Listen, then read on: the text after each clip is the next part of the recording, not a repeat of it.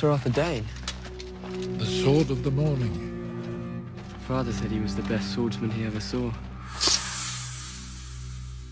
One of the best things about being able to go back with Bran and look at the past is to be able to see the discrepancy between the received history, the things that everybody knows about the things that happened, and what actually happened. Every kid who grows up in Westeros, they all hear about this legendary sword fight that took place 20 years ago, and as far as Bran knew, it's just his father beat this legendary guy.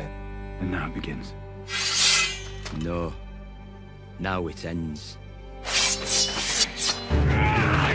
Honor is a kind of wished-for state amongst certain members of the society who want to be the best possible versions of themselves, and they want to live and die bravely and fighting, you know, with this according to a certain code. And certainly Ned embodied that better than anyone we've seen, I think, on the show. He's better than my father.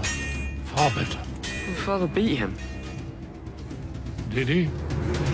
But one thing to remember about this fight is this is at the end of a long rebellion in which Ned and Howland have seen many thousands of people die due to the insanity of the Mad King, who these Kingsguard are sworn to follow.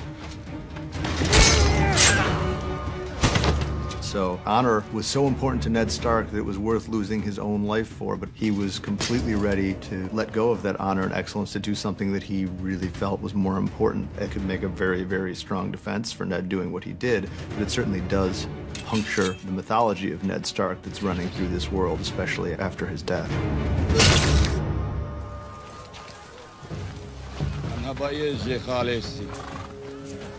I think when Dany returns to Vaes Dothrak, it's obviously with a certain sense of dread, because she knows that these widows of the former Khals are not likely to welcome her with open arms. It's not like, oh, long-lost sister, where have you been? It's, here's a funny-looking, white-haired girl who has put herself on record as thinking she's all that and stringing a bunch of highfalutin titles after her name. Manhan Daenerys Vazion.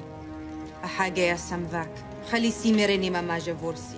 But the High Priestess of the Dosh Khaleen is not coming at it from the perspective of somebody who's looking to punish this young person with inflated ideas of her own greatness. I think she remembers what it was like to think that a glorious destiny awaited her and to find out that that wasn't the case. I think the High Priestess has a certain amount of empathy with Dany's position that you see in the way she relates to her, which is stern, but not quite as awful as anybody might have expected it to be.